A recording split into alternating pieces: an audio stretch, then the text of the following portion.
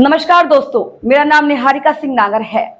मणिपुर में दो महिलाओं को निर्वस्त्र घुमाए जाने के मामले में एक नाबालिग की गिरफ्तारी हुई है। मणिपुर पुलिस ने शनिवार को ट्वीट करके यह जानकारी दी है कि मामले में अब तक 6 लोगों को गिरफ्तार कर चुके हैं, जिसमें 5 मुख्य आरोपी के साथ एक नाबालिग भी शामिल है। और आपको ये जानकर हैरानी होगी कि निर्वस्त्र की गई एक महिला के पति कारगिल युद्ध लड़ चुके हैं। जी हाँ दोस्तों, उस महिला के पति ने कहा कि मैंने कारगिल युद्ध में देश को दुश्मनों से बचाया, लेकिन दंगाइयों में अपनी पत्नी की इज्जत न बचा सका। कितने शर्म की बात है कि एक समय वो था जब देश में महिलाएं खुद को सुरक्षित महसूस करती थी, और आज देश की हर महिला अपने ही देश में खुद को महफूज नहीं मानती। जब जब देश में इस तरह की स्थिति बनी है, फिर चाहे वो स्थिति किसी की वजह से बनी हो, लेकिन उसका खामियाजा हमेशा महिलाओं को भुगतना पड़ता है, उसका शिकार हमेशा महिलाओं को होना पड़ता है। और इस तरीके की दरिंदगी का शिकार हर बार सिर्फ और सिर्फ महिलाएं ही होती हैं। दोस्तों, पार्टियां, जो राजनीतिक पार्टियां हैं, बस राजनीति करने तक ही सीमित रह गई हैं। एक दूसरे को कोसने का काम रह गया है इन पार्टियों के पास। लेकिन जिस तरह की ये घटना हुई है, इतनी बेभत्स घटना है दोस्तों कि मैं आपको क्या बताऊं कि अंदर से आत्मा हिल जाती है जब इस तरह के केस आते हैं। और क्या देखना होगा हमारे हिंदुस्तान में, ये तो मैं नहीं कह सकती। आगे की वीडियो की शुरुआत करते हैं। मणिपुर में 2.5 महीनों की व्यापक और लगातार जारी हिंसा, जिसमें मई के शुरू में भड़की हिंसा की आग भी शामिल है। उसके बाद प्रधानमंत्री नरेंद्र मोदी ने एक वीडियो आने पर आखिरकार अपनी चुप्पी तोड़ी है। धन्य हो प्रभु। मई महीने के 4 तारीख को थौबाल जिले के आदिवासी महिलाओं को निर्वस्त्र कर घुमाने के इस वीडियो में राज्य में चल रहे संघर्ष की जघन्य प्रकृति को एक बार फिर से उजागर किया है। लेकिन मोदी ने अभी तक उन वजहों और नतीजों को स्वीकार नहीं किया जिनके काबू से बाहर चले जाने का खतरा दिख रहा है।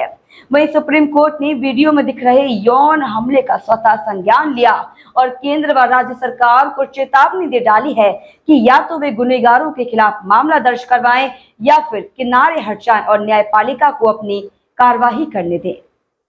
यह मणिपुर में सामान्य स्थिति बहाल करने में उनकी नाकामी का बेहद तकलीफदेह आरोप है। सांसदों और राजनीतिक नुमाइंदों के अपनी अपनी पार्टी लाइन से ऊपर उठकर गुस्से का इजहार करने के बाद मणिपुर में प्रचंड हिंसा पर गौरतल और अबूझ चुप्पी बनाए रखने वाले मोदी ने अपना मुंह खोला और दोषियों को दंडित करने का वादा किया है। एक ऐसे नेता के लिहाजे से जिसने हमेशा सुर्खियों में रहना और संचार माध्यमों में दबदबा बनाए रखना चाहा है। मणिपुर हिंसा पर मोदी का अब तक का रुख राज्य के इस संकट को लेकर उनके बेपरवाह रवैये की गवाही दे रहा है। मणिपुर संघर्ष पर नए सिरे से ध्यान जाने के लेकर राज्य सरकार को आखिरकार यह वादा करना पड़ा कि हमलावरों को सजा दिलाएगी। लेकिन बीते 2.5 महीनों की घटनाएं मैतई और कुकी जो समुदाय के बीच एक बड़ी खाई को दिखाती है। सुलह की दिशा में उठाए जाने वाले कदमों के लिए भाजपा की बहुप्रचारित डबल इंजन सरकार ने अब तक जो कुछ किया है, उसके मुकाबले कहीं बेहतर नेतृत्व की आवश्यकता होगी। हिंसा भड़कने के बाद मई के आखिर में गृह मंत्री अमित शाह के मणिपुर दौरे के बावजूद विस्थापित लोगों को उनके घरों में वापस लाने या जातीय शस्त्रता में कमी सुनिश्चित करने के मामले में खास प्रगति नहीं हुई है। हिंसा की छुटपुट घटनाओं ने राज्य को परेशान कर रखा है।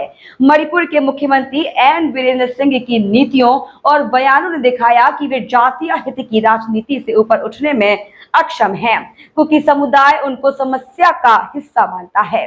भाजपा भी जातीय आधार पर बची हुई है।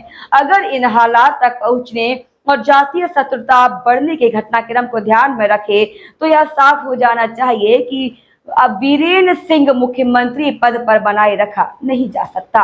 लेकिन भाजपा उन मैतई बहुसंख्यवादियों को नाराज करने की इच्छुक नहीं रखती जिनके समर्थन के बूते पर वीरेंद्र सिंह अपनी सत्ता बनाए हुए हैं। गुस्सा फूटने के बाद वीरेंद्र सिंह की सरकार ने 4 लोगों को गिरफ्तार कर 4 मई को हुए अपराध के खिलाफ आखिरकार कदम उठाया है। लेकिन शत्रुता पूर्ण स्थिति को पलटने के लिए इससे ज्यादा की आवश्यकता है। वीरेंद्र सिंह को हटाकर कम विवादास्पद नेता लाया जाने की विभिन्न जातीय समूहों के सिविल सोसाइटी प्रतिनिधियों को मौका मिल सकेगा कि वे सुलह और शांति की पहल पूरी ईमानदारी के साथ शुरू कर सके। मुझे ये अच्छे से पता है कि मेरा इतने बोलने का कोई मतलब नहीं है, क्योंकि आप लोगों को इससे कोई फर्क नहीं पड़ने वाला। हाँ, अगर ये घटना आपके क्षेत्र में होती या फिर आपके घर में होती तब शायद आपको फर्क पड़ता। अभी बस 2-3 दिन आप सोचेंगे फिर भूल जाएंगे, ये सोचकर कि अब जो हुआ सो हुआ, हम क्या कर सकते हैं।